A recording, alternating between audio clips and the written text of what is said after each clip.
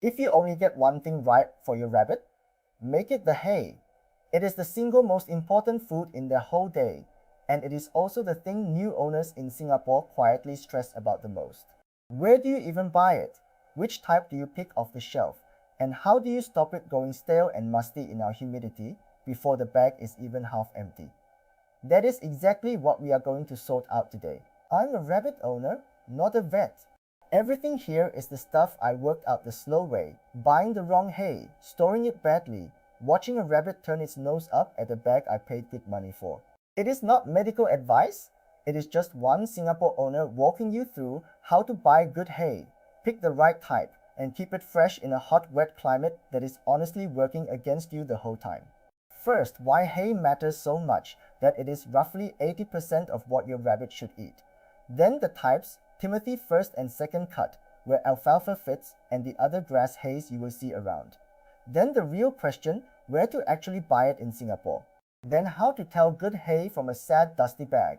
And finally storage, because in our climate that is half the battle. So why does everyone go on about hay? It is not filler, and it is not a treat. It is the foundation of the entire diet.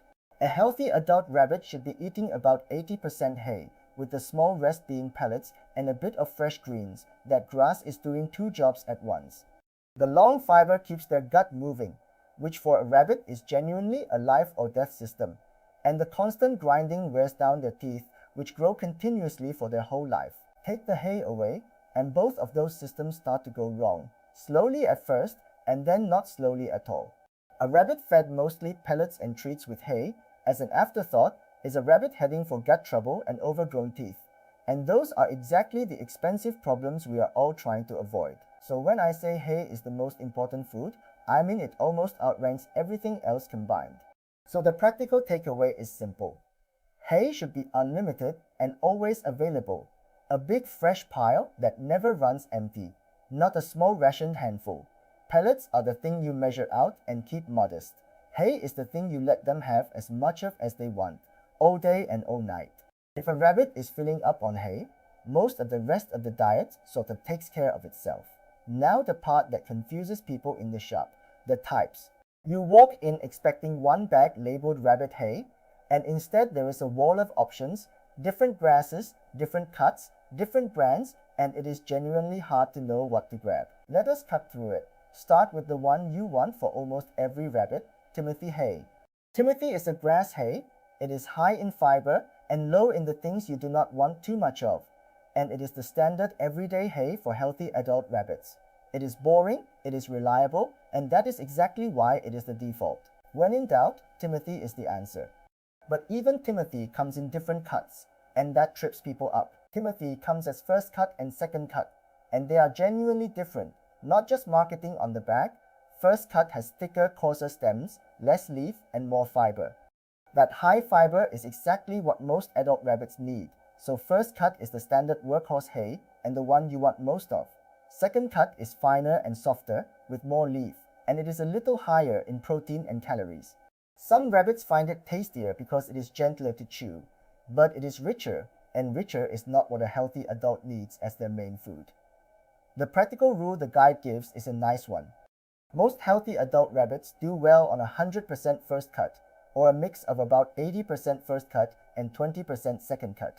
The second cut can be useful if you have a fussy eater you are trying to tempt onto more hay, or a rabbit that is underweight or recovering and needs a few more calories. But the coarse first cut should be the backbone for a normal healthy adult. Now alfalfa, because this one causes real mistakes. Alfalfa is not a grass hay, it is a legume, and it is much higher in protein and calcium. That makes it the right food for babies and very young growing rabbits who need those extra building blocks. And it is sometimes used under a vet's guidance for a rabbit that needs to gain conditions. But for a normal healthy adult, all that extra calcium is a problem, not a perk. So alfalfa is a baby food, not an everyday adult hay. During the Donging Fort Public. If you have a baby, alfalfa has a place while they are growing, and the transition of it as they mature is a good thing to ask your rabbit savvy vet about, rather than guessing the timing yourself. Anything to do with a rabbit's weight, growth, or health belongs with a vet, not with a video. You will also see other grass hays around, and these are fine alternatives in the Timothy family. Oat hay and meadow hay are the common ones you will run into in Singapore. They are grass hays like Timothy, they are good fiber, and some rabbits simply prefer the taste or the texture. There is nothing wrong with mixing things up or offering a couple of types to see what your rabbit goes for, as long as the bulk of it stays a good fibrous grass hay rather than the rich stuff. Okay, the question you actually came for. Where do you buy hay in Singapore? And this is where our little island makes things interesting. Here is the thing nobody tells you. No hay is grown here. There are no fields of Timothy in Singapore. There is no local supply. So every single strand your rabbit eats has been imported. All of it travels by sea from places like the United States, Australia, or Canada. And that journey can take 6 to 12 weeks on a ship before it even lands here. Then it sits in a warehouse, then on a shelf. By the time it reaches you, it has already had a long humid trip and a long wait. So freshness and turnover matter enormously, far more than they would in a country that grows its own. So when you are choosing where to buy, you are really choosing for freshness. It is less about finding the one perfect shop and more about how quickly that shop sells through its stock, because a slow shelf means hay that has been sitting in our humidity for weeks. The guide breaks the sellers into 4 rough types. Specialty rabbit and small pet shops tend to have the highest turnover, so the hay moves fast and stays fresh, though you pay a premium for that. Online import direct sellers can be cheaper per kilo and deliver quickly, often in 1 to 3 days, which is great when you find a good one. Pet supermarkets carry a broad selection but can be slower to sell through, with bags that sometimes sit for months, so check those carefully. And some vet clinics sell small amounts that are reliably fresh even if the choice is limited. I am not going to push one specific shop on you, because the truth is freshness varies batch by batch even within a good brand. You will see the same names available here over and over, the well-known imported brands, and any of them can be great or can be a stale batch depending on how long it's sat. So the brand on the bag matters less than how fresh that particular bag is. We keep a starter shortlist of Singapore hay sellers on the site, and I will point you there at the end.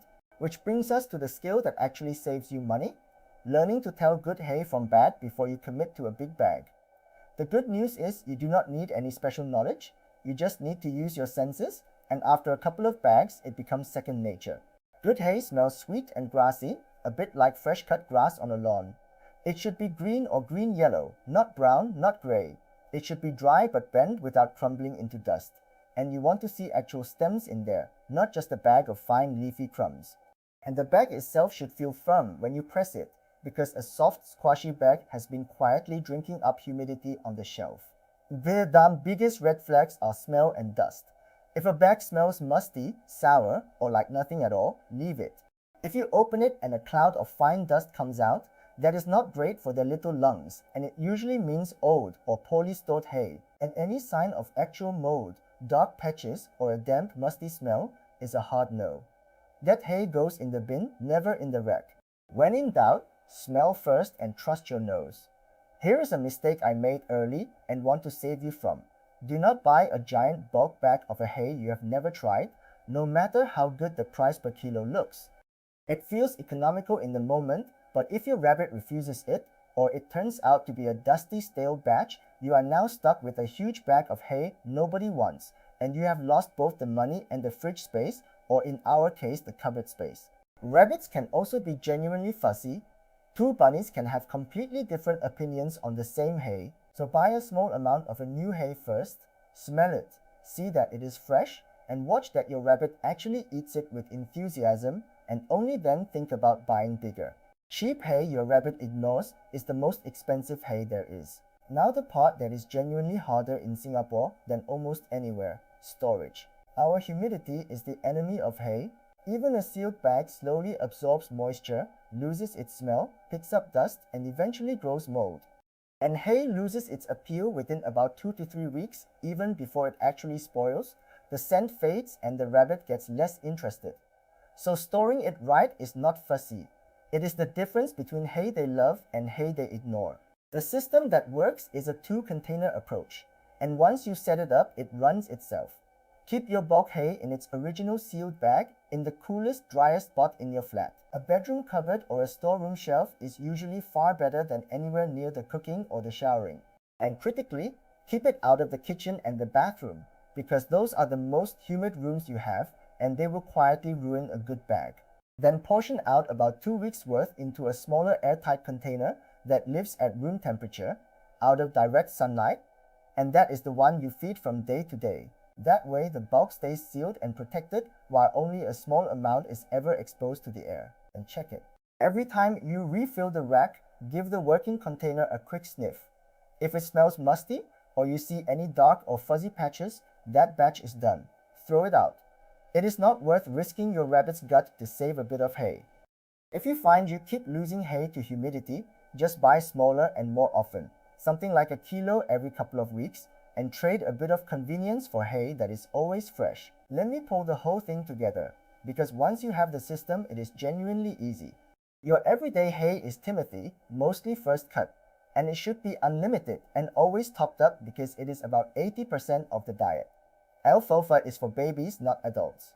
Buy from a seller with good turnover so it arrives fresh, and judge each bag by its smell, color, and dust rather than the brand on it. Then store it cool, dry, sealed, and away from the kitchen, and check it often. And one honest reminder before we finish, because I never want a tidy hay routine to make anyone complacent. If your rabbit suddenly stops eating hay, or their droppings get smaller or stop, or anything about their eating worries you, that is not a storage tip or a food brand problem to solve at home. That is a vet problem. A rabbit that goes off its food can go downhill fast, so that is a call to a rabbit-savvy vet, quickly. Not a wait and see. Get the everyday hay right, and you make those scary moments much rarer in the first place. Staying for me from Raymond's Game Family means Sing Game and Fern Team Com. If you found this useful, come over to singaporerabbit.com. We put out a free weekly digest for Singapore Rabbit owners, and you will find our directories there too, including that starter shortlist of hay sellers and the vet directory, so you can line up a rabbit-savvy clinic before you ever need one. It is all free, and it is all made for owners right here. And if you are enjoying these, the next video goes deeper into the hay types themselves, Timothy versus Oaten versus Meadow, and how to read a rabbit that is being fussy about its hay. So subscribe, and I will see you in the next one.